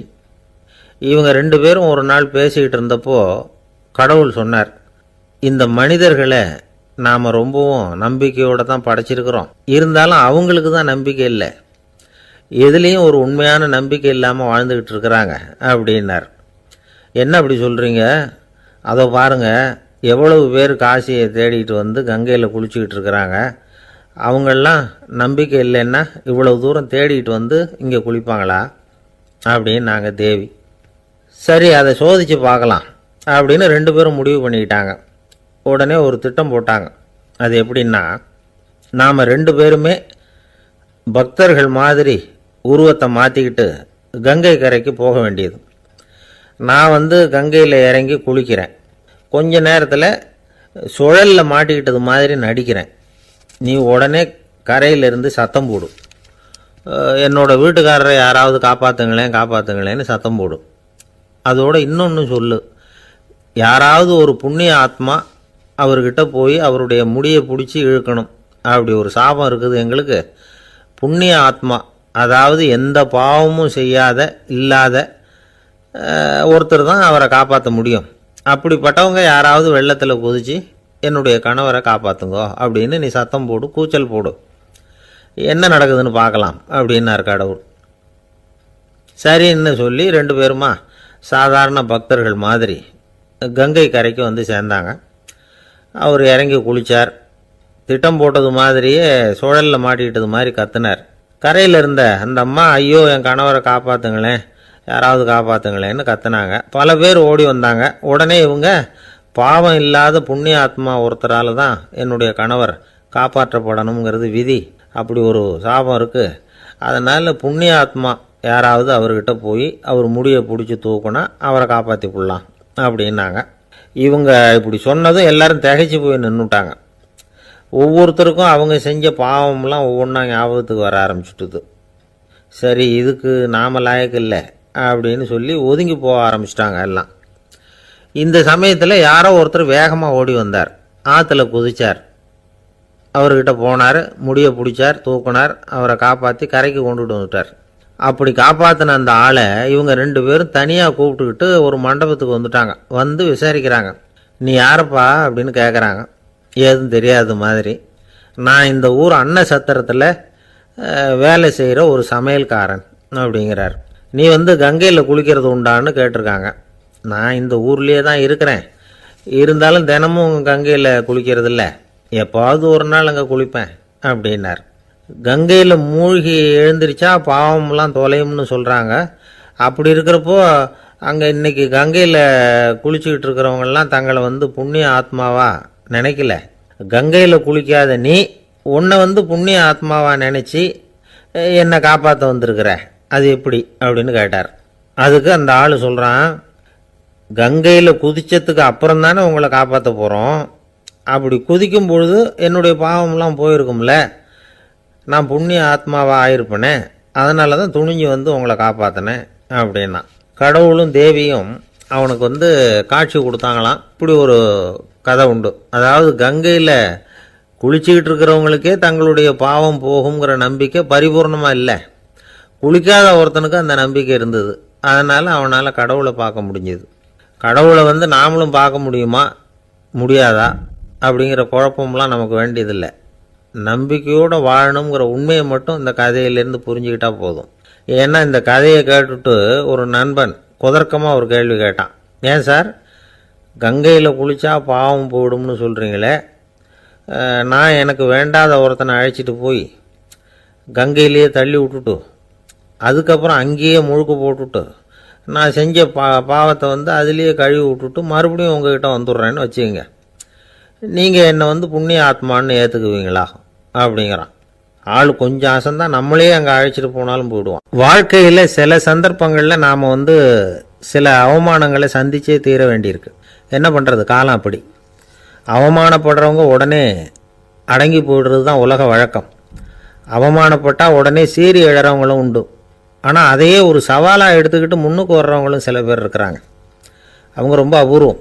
இன்றைக்கி மனோதத்துவ நிபுணர்கள்லாம் என்ன சொல்கிறாங்க தெரியுமா, அவமானப்பட்டுட்டா உடனே அடங்கி போயிடக்கூடாதான், அதையே ஒரு சவாலாக எடுத்துக்கிட்டு மனசில் ஒரு வைராக்கியத்தோடு முயற்சி பண்ணினா வாழ்க்கையில் எல்லாரும் முன்னேறலாமா. அவமானம்ங்கிறத நாம் வந்து வைராக்கியமாக மாற்றிக்கணும், அதுதான் வெற்றிக்கு வழி. ராமர் வந்து இந்த பூமியில் பிறந்ததே ஒரு வைராக்கியத்தினால தான் சார் அப்படின்னார் ஒருத்தர். எப்படிங்க அது அப்படின்னு கேட்டேன். அவர் சொன்னார், தசரதருக்கு ராமர் வந்து குழந்தையா வந்து பிறக்கணும், அப்போ தான் இங்கே இருக்கிற கஷ்டங்கள்லாம் நீங்கும் அப்படின்னு சர்வ லோகமும் எதிர்பார்த்துக்கிட்டு இருக்குது. ஆனால் அவர் எப்போ வந்து பிறப்பார் அப்படின்னு யாருக்கும் தெரியல. அந்த காரியம் சீக்கிரம் நடக்கணுமே, அதுக்கு என்ன பண்ணுறது. நாரதர் வந்தார் ஒரு நாள் தசரதரை தேடி. தசரதா, உனக்கு ஒரு செய்தி தெரியுமான்னு ஆரம்பித்தார். அவர் எப்பவும் இப்படித்தானே ஆரம்பிக்கிறது வழக்கம். என்ன விஷயம்னு கேட்டார் தசரதர். தசரதா, நீ அடிக்கடி உன்னோட தேரில் ஏறிக்கிட்டு தேவலோகத்துக்கு போகிற, அங்கே போகிற வர்ற எல்லாம் பண்ணிகிட்ருக்க, எல்லாம் சரி. தேவலோகத்துலேயும் உன்னை நல்லபடியாக தான் வரவேற்கிறாங்க. தேவேந்திரன் உன்னை பிரியமாக அழைச்சிட்டு போய் தன்னுடைய அரியாசனத்திலேயே தனக்கு பக்கத்திலேயே உட்கார வைக்கிறான். நீயும் சந்தோஷமாக உட்காந்து பேசிவிட்டு வந்துடுற. ஆனால் நீ இங்கே வந்ததுக்கு அப்புறம் அங்கே என்ன நடக்குது தெரியுமா உனக்கு அப்படின்னாரான் நாரதர். என்ன நடக்குது எனக்கு ஒன்றும் தெரியலையே அப்படின்னாரான் தசரதர். நாரதர்கிட்ட வந்து கிட்டத்தில் வந்து கேட்டிருக்கார், கொஞ்சம் சொல்லுங்கள் என்னது அப்படின்னு. அவர் நெருங்கி வந்தாரான் நாரதரும். மெதுவாக அவர் காதோட காதாக சொன்னாராம். அதாவது நம்ம பாஷையில் சொல்லப்போனால் பற்ற வைக்கிறார். நீ அங்கே தேவேந்திரங்கிட்ட உட்காந்து பேசிவிட்டு வந்த பிறகு நீ அங்கே உட்காந்துருந்த அரியாசனத்தை தண்ணி ஊற்றி கழுவி சுத்தப்படுத்துகிறாங்க. நீ என்ன அந்த அளவுக்கு சுத்தம் இல்லாத ஆளா, தினம் குளிக்காமையாக இருக்கிற அப்படின்னாராம். தசரதருக்கு இது ரொம்ப அவமானமாக போயிட்டுது. அப்படியே செய்கிறாங்க அப்படின்னாராம். ஆமாம், நீ வேணும்னா நான் சொல்கிறது உண்மையா இல்லையா அப்படின்னு சோதனை பண்ணி பார்த்துக்கோ அப்படின்னாரான் நாரதர். உடனே தசரதர் இதுக்காகவே புறப்பட்டு தேவலோகம் போனார். அங்கே வழக்கம் போலவே இவரை கூப்பிட்டு உட்கார வச்சு பேசிக்கிட்டு இருந்தான் தேவேந்திரன். கொஞ்ச நேரம் பேசிக்கிட்டு இருந்துட்டு சரி நான் கிளம்புறேன்னு புறப்பட்டார். சரி, அவனும் வாசல் வரைக்கும் வந்து வழி அனுப்பி வச்சுட்டு உள்ளே போயிட்டான். தசரதர் வெளியில் கொஞ்ச நேரம் மறைஞ்சி இருந்துட்டு மெதுவாக உள்ளே எட்டி பார்த்தார் என்ன நடக்குதுன்னு. நாரதர் சொன்னது உண்மைதான். தசரதர் உட்கார்ந்துருந்த ஆசனத்தை அங்கே 2 தேவர்கள் கழுவி சுத்தப்படுத்திக்கிட்டு இருக்கிறாங்க. தசரதரால் இதை தாங்கிக்க முடியல. அவருக்கு ரொம்ப அவமானமாக போச்சு. நேராக கிடுகிடுன்னு தேவேந்திரங்கிட்டே போனார். நான் உட்காந்துருந்த இருக்கையே சுத்தம் பண்ணுறியே, நான் என்ன அந்த அளவுக்கு பாவியா அப்படின்னு கேட்டார். ரொம்ப கோபமாக கேட்டார். தசரதரே, மனுஷனுக்கு 3 கடன்கள் உண்டு. தேவ கடன், ரிஷி கடன், பித்ரு கடன்.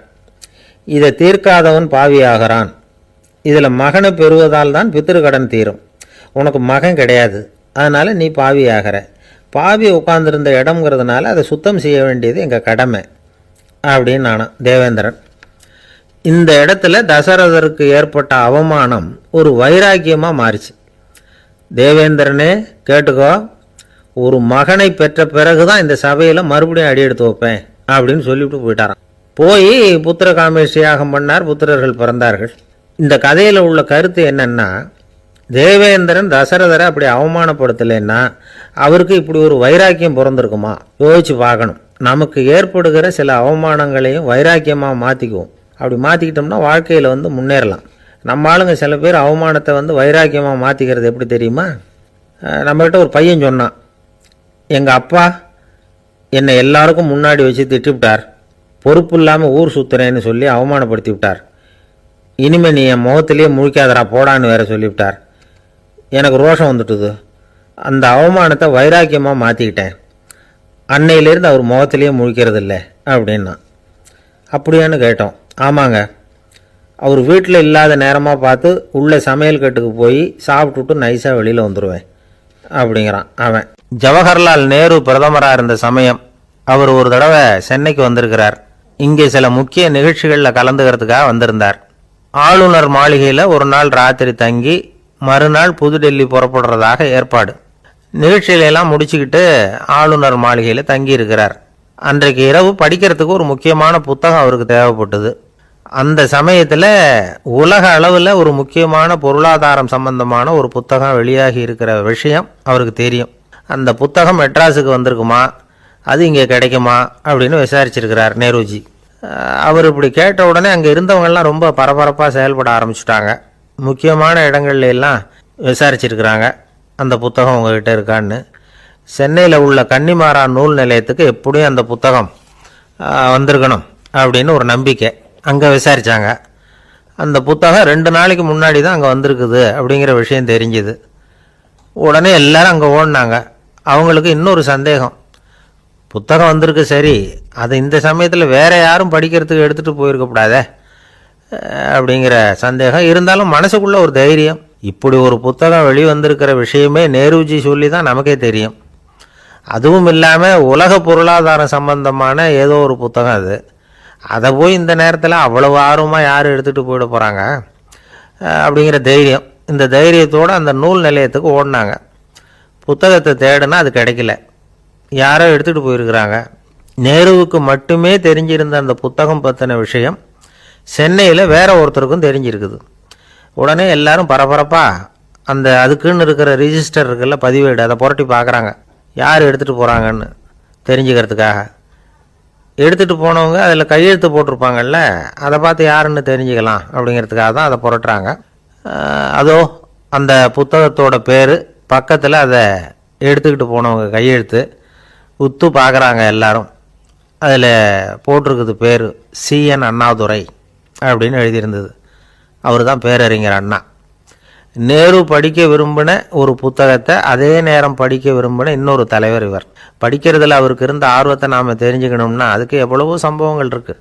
கடைசி காலத்தில் அவர் அடையாறு மருத்துவமனையில் படுத்திருக்கிறார். அவருக்கு ஒரு முக்கியமான அறுவை சிகிச்சை செய்ய வேண்டியிருக்குது அவசரமாக. அமெரிக்காவிலேருந்து டாக்டர் மில்லர் வந்திருக்கிறார். அவர்கிட்ட கேட்குறார், டாக்டர், நாளைக்கே அறுவை சிகிச்சை செய்ய போகிறீங்களா அப்படின்னு. ஆமாங்கிறார் டாக்டர் மில்லர். நாளைக்கு மறுநாள் செஞ்சுக்கிறேனே அப்படின்னாரான் அண்ணா. ஏன் ஏதாவது நாள் பார்க்குறீங்களான்னு கேட்டிருக்கார். இல்லை, ஒரு புத்தகத்தை படிச்சுக்கிட்டு இருக்கிறேன், அதை நாளைக்குள்ளே முடிச்சிருவேன், அதுக்கப்புறம் நான் இறந்தாலும் கவலை இல்லை அப்படின்னாரான் இவர். அவர் தான் அறிஞர் அண்ணா. சங்ககால நூல்கள்லேருந்து சமீபத்தில் வந்த நூல்கள் வரைக்கும் எல்லாம் அவர் படிச்சிருக்கிறார். ஒரு திருமண விழாவில் அவர் பேசும்பொழுது சொன்ன விஷயம் இது. சங்க காலத்தில் காதலியை மணக்க விரும்புகிறவனுக்கு அவனுடைய தந்தை வீர சோதனைகள்லாம் வைப்பார். போய் புலிப்பல்லு கொண்டுக்கிட்டு வா, அப்போ தான் என் பொண்ணை கொடுப்பேன் அப்படின்னு சொல்லுவார். காதலன் உடனே காட்டுக்கு போவான், ஒரு புலியை கொன்று அதனுடைய பல்லை கொண்டுக்கிட்டு வருவான். அதை வீர பதக்கத்தில் பதிச்சு அவனுக்கு மாமனார் சூட்டுவார் கல்யாண சமயத்தில். இப்போலாம் காதலன் கிட்ட அப்படி சொல்ல முடியாது. இப்போலாம் காதலன் கிட்ட காட்டுக்கு போய் புலிப்பல் கொண்டுக்கிட்டு வான்னு யாராவது சொன்னால் புலி தான் மாப்பிள்ளையாக வந்து சேரும் அப்படின்னார். ஒரு கடைக்கு போனேன், 5 ரூபா பணத்தை எடுத்து கொடுத்தேன். ஒரு தினசரி பத்திரிகையை கேட்டேன். அவர் உடனே அங்கே அடுக்கி வச்சுருந்த பத்திரிகையில் ஒன்று எடுத்து என் கையில் கொடுத்தார். வாங்கிக்கிட்டேன். மீதி பணத்தை எடுத்தார். அதையும் என் கையில் கொடுக்கணும்ல, கொடுக்கல. எதிரில் இருந்த பலகையில் வச்சு எடுத்துக்க சொன்னார். எப்பவும் அவர் அப்படி தான் பண்ணுவார். நானும் எடுத்துக்கிட்டு வந்துடுவேன். இவர் ஏன் இப்படி பண்ணுறாருங்கிறது எனக்கு ரொம்ப நாளாக ஒரு சந்தேகம். ஒரு நாள் அவர்கிட்டயே இதை கேட்டுவிட்டேன். ஏங்க, நீங்கள் உங்கள் கடைக்கு வந்து பொருள்கள் வாங்குறவங்களுக்கு நீங்கள் பாக்கி சில்லறையை கொடுக்குறப்போ பலகையில் வச்சு விட்றீங்க, கையில் கொடுக்க மாட்டேங்கிறீங்களே, ஏன் அப்படின்னு கேட்டேன். காசை கையில் கொடுத்தா நம்மக்கிட்ட இருக்கிற லட்சுமி போயிடுவா சார் அப்படின்னார். அதாவது பணம் செலவாயிடும் அப்படின்னு அர்த்தமா. இன்னொரு நண்பர், அவர் ஒரு நாள் வழக்கத்துக்கு மாறா ரொம்ப சோகமாக உட்காந்துருக்கிறார்.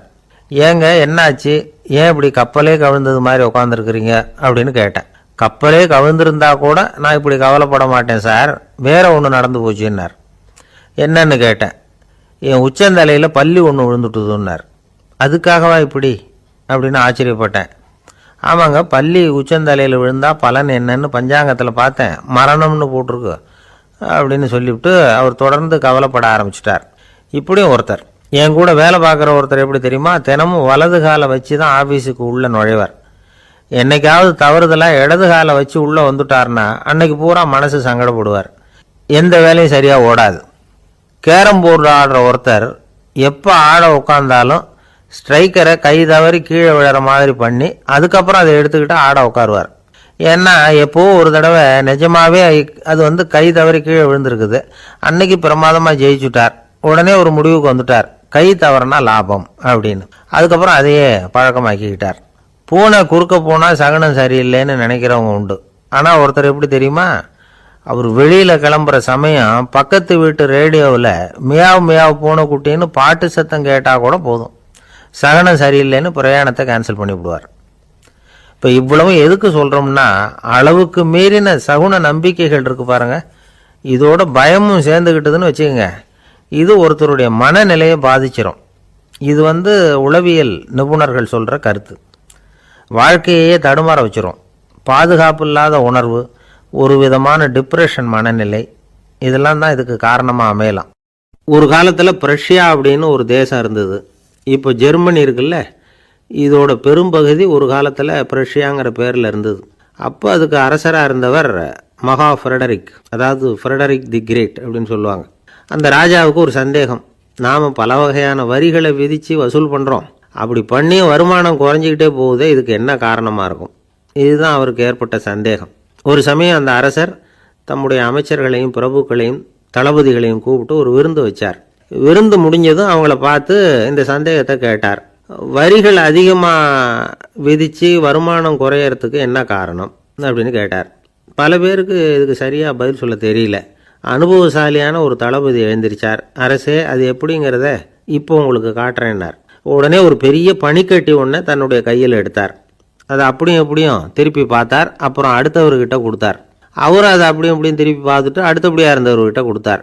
இப்படியே இதை ஒவ்வொருத்தராக பார்த்துட்டு ஒவ்வொரு கையாக மாறி கடைசியில் மன்னர் கைக்கு போய் சேர்ந்தது.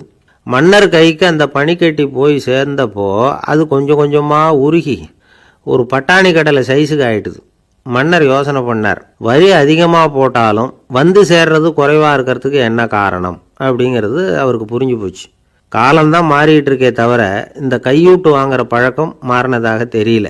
இன்னொரு ராஜா இருந்தார். அவர் தன்னுடைய ராஜாங்கத்தில் லஞ்ச ஊழலே சுத்தமாக இருக்கக்கூடாது அப்படின்னு நினச்சார். அவர்கிட்ட பல்வேறு துறைகளுக்கும் பொறுப்பாக இருந்த பல பேரும் ரொம்ப சுத்தமாகவும் நேர்மையாகவும் இருந்தாங்க. ஒரே ஒருத்தர் மட்டும் எல்லார்கிட்டையும் லஞ்சம் வாங்கிட்டே இருந்தார். அவரை வேறு வேறு துறைகளுக்கு மாற்றி பார்த்தாரு. அந்த ராஜா என்னென்னமோ பண்ணி பார்க்குறாரு. எந்த வேலையை கொடுத்தாலும் அதுலேயும் லஞ்சம் வாங்கிறதுக்கு ஒரு வழியை உண்டு பண்ணிக்குவார் அந்த ஆள். ராஜாவுக்கு இது ஒரு பெரிய தலைவலியாக போட்டுது. இவர் என்ன பண்ணுறது, இவருக்கு என்ன வேலையை கொடுக்கறது, கொஞ்சம் கூட லஞ்சம் வாங்கிறதுக்கு சான்ஸே இல்லாத ஒரு வேலையை கொடுக்கணும் அப்படின்னு திட்டம் போட்டார். ஒரு நாள் அவருக்கு அந்த உத்தரவும் போட்டுட்டார். அதாவது அவருக்கு என்ன வேலைன்னா, கடற்கரையில் தான் அவருக்கு ஆஃபீஸ். அங்கேயே இருந்துக்க வேண்டியது. தினமும் எத்தனை கடல் அலை கரையில் வந்து மோதுது அப்படிங்கிறத கணக்கு எடுத்து ராஜாவுக்கு தெரிவிக்க வேண்டியது. இதுதான் அவருக்கு வேலை. பேசாமல் அலையை எண்ணிட்டு உட்காந்துருக்கட்டும், அப்போவாவது அவர் லஞ்சம் வாங்குகிற சந்தர்ப்பம் இல்லாமல் போயிடும் அவருக்கு அப்படின்னு நினச்சார் ராஜா. இந்த ஆள் கடற்கரைக்கு போய் டியூட்டியில் ஜாயின் பண்ணிக்கிட்டார். ஒரே மாதத்தில் அங்கே சொந்தமாக ஒரு பிரம்மாண்டமான மாளிகை கட்டிவிட்டார். ராஜாவுக்கு இது பெரிய ஆச்சரியமாக போச்சு. அலையை என்ற வேலையில் அந்த ஆள் எப்படி பணம் சம்பாதிச்சார் அப்படின்னு விசாரித்து பார்த்தார் அக்கம் பக்கத்தில். அந்த ஆள் என்ன பண்ணியிருக்கிறாருன்னா, கடற்கரையில் போய் பொறுப்பை ஏற்றுக்கிட்ட உடனே அங்கே இருந்த மீனவர்கள்கிட்ட எல்லாம் இந்த கரையில் வந்து ஒரு நாளில் வந்து மோதுகிற அலைகள் எத்தனை அப்படின்னு கேட்டிருக்காரு. அது எப்படிங்க தெரியும்னு இருக்காங்க அவங்க. தினமும் அந்த எண்ணிக்கை தெரியணும். நம்ம ராஜாவுக்கு தினமும் அறிக்கை அனுப்பணும், டெய்லி ரிப்போர்ட்டு. தவறுனா நீங்கள் இந்த கடலில் போய் மீன் பிடிக்கிறதுக்கு ராஜாவோட அனுமதி கிடைக்காது அப்படின்ட்டுருக்காரு. உடனே மீனவர்களும் பயந்து போட்டாங்க. கடலுக்கு போகிறதுக்கு அனுமதி இல்லைன்னா பட்டினி கிடக்கிறது மாதிரி ஆகிடுமே. மெதுவாக அந்த ஆளுகிட்ட போனாங்க, காதோட காதாக சொன்னாங்க, ஐயா எங்களால் வந்து கடல் அலையை வந்து எண்ண முடியாது. தினமும் எங்களால் முடிஞ்சதை உங்களுக்கு பணமாக கொடுத்துட்றோம். நீங்கள் தான் ராஜா கிட்ட சிபாரிசு பண்ணி நாங்கள் தொடர்ந்து மீன் பிடிக்கிறதுக்கு அனுமதி வாங்கி கொடுக்கணும் அப்படின்னு வேண்டிக்கிட்டாங்க. பணம் தினமும் வந்து சேர ஆரம்பிச்சுட்டுது. பதவியில் மற்ற பதவியோட இந்த பதவி எவ்வளவோ மேல் அப்படின்னு நினச்சிட்டோம் அந்த ஆள். அது மட்டும் இல்லை, தயவு பண்ணி என்னை இந்த இடத்த விட்டு மாற்றி விடாதீங்க சார் அப்படின்னு வேற கேட்க ஆரம்பிச்சிட்டானா. எனக்கு இது மட்டும்தான் சார் தெரியும், இதை தவிர வேற எதுவும் தெரியாது அப்படின்னு சொல்லிக்கிட்டே காலம் தள்ளுறவங்க ரொம்ப பேர். அவங்கெல்லாம் கஷ்டப்பட வேண்டியிருக்கும். ஒருத்தர் தன்னுடைய தொழிலில் ரொம்ப கெட்டிக்காரராக இருக்கலாம். அதுக்காக எப்பவும் அதே ஞாபகத்தில் இருந்துக்கிட்டு உலகியல் அறிவு இல்லாமல் இருந்துடக்கூடாது, அது ஆபத்து. இதுக்காக நம்ம தாத்தா பாட்டிலாம் ஒரு கதை சொல்லுவாங்களே, கேள்விப்பட்டிருக்கீங்களா? ஒரு சமயம் ஒரு 4 பேர் சேர்ந்து வெளியூருக்கு பிரயாணம் போனாங்களாம். அந்த 4 பேர் எப்படி தெரியுமா? ஒருத்தர் வந்து வேதாந்தி, இன்னொருத்தர் சங்கீத வித்வான், 3வது ஆள் வைத்தியர், 4வது ஆள் ஜோசியர். இவங்க 4 பேரும் நண்பர்கள். அதனால் சேர்ந்து புறப்பட்டாங்க. வழியில் ஒரு ஊரில் தங்கினாங்க. இருட்டி போச்சு. அதனால் இன்றைக்கி ராத்திரி இங்கேயே தங்கி இருந்துட்டு நாளைக்கு புறப்படலாம் அப்படின்னு தீர்மானம் பண்ணாங்க. சாப்பாட்டுக்கு என்ன பண்ணுறது? அங்கேயே கடத்தெருவுக்கு போய் சாமான்லாம் வாங்கியாந்து சமைச்சு சாப்பிட்லாம்னு முடிவு பண்ணாங்க. 4 பேர் இருக்கிறதுனால ஆளுக்கு ஒரு காரியமாக செய்யலாம் அப்படின்னு வேலையை பிரிச்சுக்கிட்டாங்க.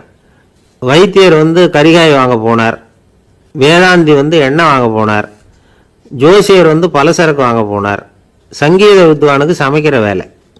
எல்லாம் சரி, ஆனால் நடந்தது என்ன தெரியுமா? கடைத்தெருவுக்கு காய்கறி வாங்க போனார்ல வைத்தியர், அங்கே போய் மார்க்கெட்டில் பார்த்தார். ஒவ்வொரு கறிகாயாக எடுத்து பார்த்தார்.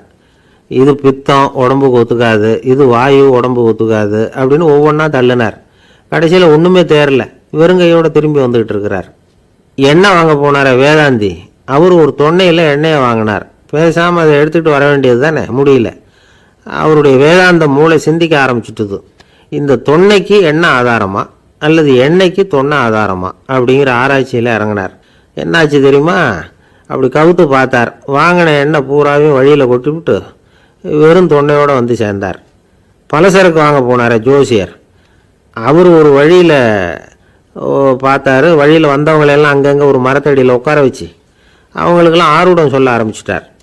அப்படி ஒவ்வொருத்தராக சொல்லி முடிச்சுட்டு கடத்தருக்கு போய் சேர்ந்தார். இவர் அங்கே போய் சேர்றதுக்குள்ளே ரொம்ப நேரம் ஆகிட்டுது. கடையெல்லாம் பூட்டிவிட்டு போயிட்டாங்க. என்ன செய்கிறது? அவரும் வெறுங்கையோட திரும்பி வந்து சேர்ந்தார். சரி, இவங்க கதை தான் இப்படி ஆச்சு. அங்கே சமைக்கிறதுக்காக உட்காந்துருந்தார் சங்கீத வித்வான். அவர் கதை என்னாச்சு தெரியுமா? அங்கே அவர் அடுப்பை பற்ற வச்சு ஒலையை கொதிக்க வச்சார். அதாவது ஒரு பானையில் தண்ணியை ஊற்றி அடுப்பில் வச்சார். அது கொதிக்க ஆரம்பிச்சிது. தண்ணி கொதிக்கிற சத்தம் இருக்குதுல்ல, அது இவருக்கு தாளம் போடுறது மாதிரி இருந்தது. ஒரே குஷி, பாட ஆரம்பிச்சிட்டார். பாடிக்கிட்டே உற்சாகமாக கையில் இருந்த கரண்டியால் அந்த பானையில் தட்டினார், தாளம் போடுறதா நினச்சிக்கிட்டு. அவ்வளவுதான், பானை பட்டுன்னு உடஞ்சி போச்சு. தலையில் கையை வச்சுக்கிட்டு அவரும் உட்காந்துட்டார். எந்த தொழில் தெரிஞ்சாலும் சரி, அதை புத்திசாலித்தனமாக பயன்படுத்த தெரியலன்னா ஆபத்து தான். அதுக்காக தான் இந்த கதை. ஒரு பஸ்ஸு டிரைவர் ரொம்ப கெட்டிக்காரரு. பஸ்ஸை ரொம்ப திறமையாக ஆபத்து இல்லாமல் ஓட்டினதுக்காக பரிசுலாம் வாங்கினவர். அவரே ஒரு படகு ஓட்டுறதுக்காக அழைச்சிட்டு போயிருக்கிறாங்க, மோட்டார் படகு. அதையும் ரொம்ப திறமையாக தான் ஓட்டிகிட்டு போயிருக்கிறாரு. நடுக்கடலில் போனது படகு நின்று போச்சு. மோட்டாரில் ஏதோ கோளாறு. என்ன செய்யலாம் அப்படின்னு அந்த டிரைவரை கேட்டிருக்கிறாங்க படகுல இருந்தவங்கெல்லாம்.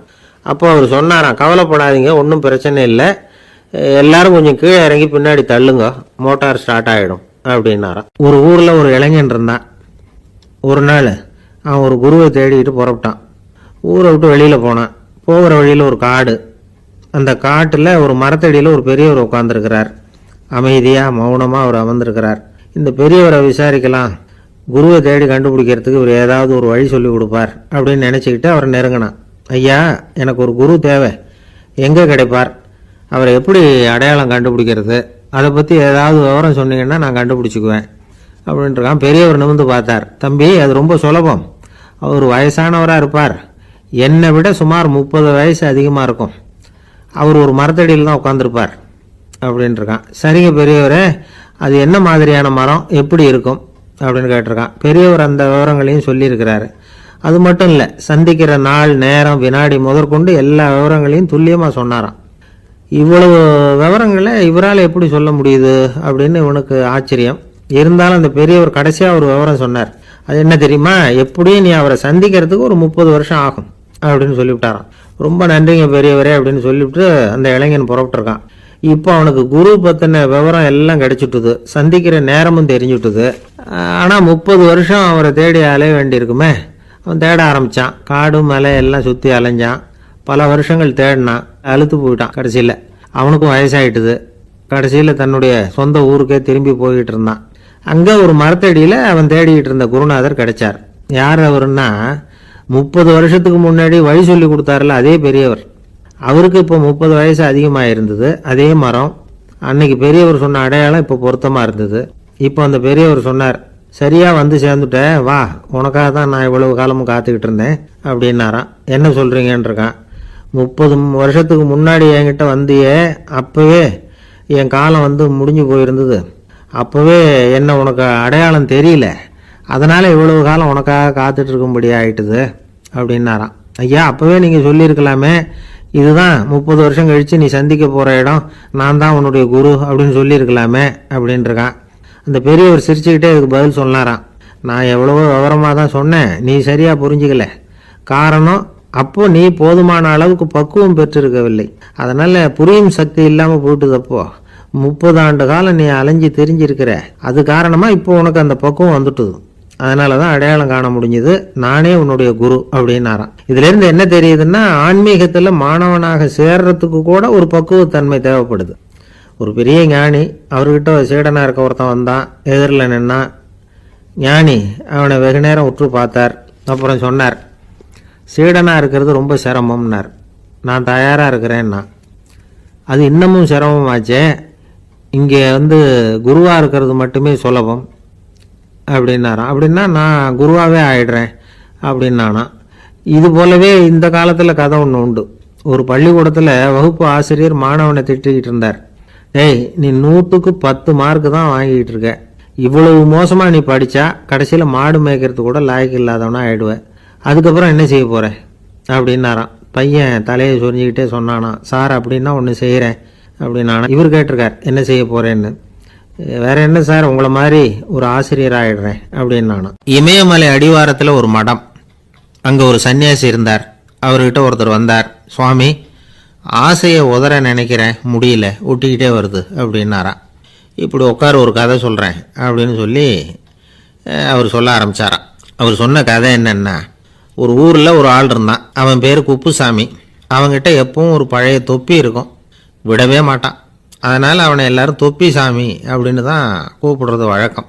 ஒரு புது தொப்பி வாங்கிக்கப்படாதாப்பா அப்படின்னு நண்பர்கள்லாம் சொல்லி பார்த்தாங்க. பணத்துக்கு எங்கே போவேன் அப்படின்னு விட்டானா. பணம் வச்சிருக்கான், செலவு பண்ண மனசு வரல, மகா கஞ்சன். பழைய பாட்டில்கள்லாம் வாங்கி விற்றுக்கிட்டு இருந்தான்.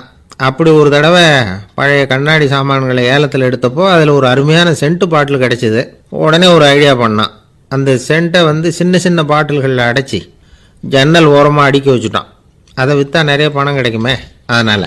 இதுக்கு இடையில் ஒரு நாள் அவன் அப்படியே உட்காந்துருந்தான். அந்த நேரம் நண்பன் வந்தான். ஏண்டா உன் பழைய தொப்பியை மாற்றப்படாதா, ஊரில் எல்லாரும் கேலி பேசுகிறாங்களே ஒன்று தொப்பி சாமின்னு அப்படின்னு சொல்லி கேட்டிருக்கான். இந்த சென்ட்டு பாட்டில் விற்றதும் பணம் வரும், அதுக்கப்புறம் பார்க்கலாம் அப்படின்னு நானா இவன். சரி வா நீச்சல் குளத்துக்கு போயிட்டு வருவோம் அப்படின்னு கூப்பிட்ருக்கான் நண்பன். 2 பேரும் போனாங்க. அதே நேரம் அந்த ஊர் நீதிபதியும் அங்கே குளிக்க வந்தாராம். அவர்கிட்ட இருந்தது விலை வசந்த ஒரு புது தொப்பி. அதை அங்கே இருந்த ஸ்டாண்டில் மாட்டிவிட்டு குளிக்க போனார். இதுக்கிடையில் குப்புசாமி குளிச்சுட்டு வந்தான். அவனுடைய பழைய தொப்பியை காணலை. அந்த புது தொப்பியை பார்த்தா இது நண்பனுடைய வேலை தான் அப்படிங்கிறதாக புரிஞ்சுக்கிட்டு அதை எடுத்து மாட்டிகிட்டு வந்துட்டான். நீதிபதி குளிச்சுட்டு வந்து பார்க்குறாரு, தொப்பியை காணும். போலீஸில் புகார் கொடுத்தார். அவங்க தேடினாங்க. ஒரு மூலையில் பழைய தொப்பி கிடச்சிது. அடடா இது நம்ம குப்புசாமியோட தொப்பி இல்லையா அப்படின்னு நானா ஒருத்தன். உடனே அவன் வீட்டுக்கு தேடிட்டு போயிருக்காங்க. அங்கே போய் பார்த்தா புது தொப்பி அங்கே இருக்குது. உடனே அவனுக்கு 1000 ரூபாய் அபராதம் போட்டாங்களாம்.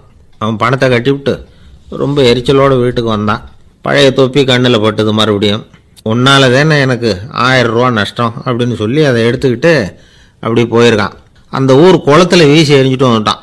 அது மீன் பிடிக்கிற ஒருத்தன் கையில் சிக்கிச்சு. அவன் வர்ற வழியில் அதை எடுத்து வேகமாக வீசி எறிஞ்சான். அது நேராக குப்புசாமி வீட்டு ஜன்னல் வழியாக உள்ளே இந்த சென்ட்டு பாட்டில்கள் மேலே உழுந்து எல்லாம் உடஞ்சி நொறுங்கி போச்சு. குப்புசாமி பார்த்தான். தோட்டத்தில் ஆழமாக ஒரு குழியை வெட்டினான். அந்த தொப்பியை போட்டான், மூடிவிட்டான். இதை அடுத்த வீட்டுக்காரன் பார்த்தான். ஏதோ புதையல் தான் வச்சுருக்கான் போல இருக்குன்னு நினச்சான். போலீஸில் போய் புகார் கொடுத்துட்டான். மறுபடியும் போலீஸ் குழியை தோண்டினாங்க. பழைய தொப்பி மறுபடியும் வெளியில் வந்தது. எல்லாரும் சிரிக்கிறாங்க. அன்னைக்கு ராத்திரியே அந்த தொப்பியை எடுத்துக்கிட்டு நேராக புறப்பட்டான்.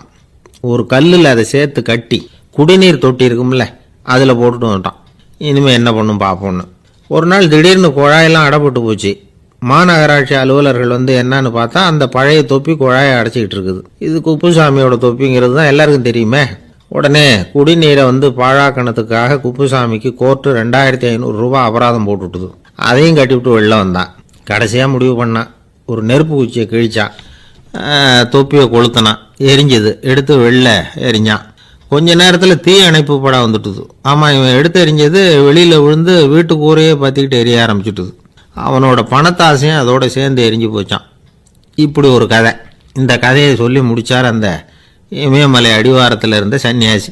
இப்போ அந்த குப்புசாமி எங்கே இருக்கிறான்னு கேட்டார் எதிரில் இருந்தவர். இதோ உன் எதிரிலே இருக்கிறான், நான் தான் அந்த குப்புசாமி அப்படின்னாரான் அந்த சன்னியாசி. அந்த குப்புசாமி கிட்ட இருந்தது மாதிரி ஒரு பழைய தொப்பி நம்ம ஒவ்வொருத்தர்கிட்டையும் உண்டு. அதை எப்படி தொலைக்கிறதுன்னு தெரியாமல் தடுமாறிக்கிட்டு இருக்கிறோம். அது என்ன தொப்பிங்கிறீங்களா? அதுதான் நம்மை சூழ்ந்திருக்கிற மாயை அப்படிங்கிறார் சுவாமி சின்மயானந்தர். மெய்ஞானம் கிடைக்கிறப்போ மாயை எரிஞ்சு போகும் அப்படிங்கிறது அவருடைய கருத்து. நம்மால் ஒருத்தர் வேகமாக ஓடி வந்தார். காலில் மாட்டியிருந்த பழைய செருப்பு 2 ஆவேசமாக தூக்கி ஒரு கிணத்துல போட்டுட்டு வெறுங்கா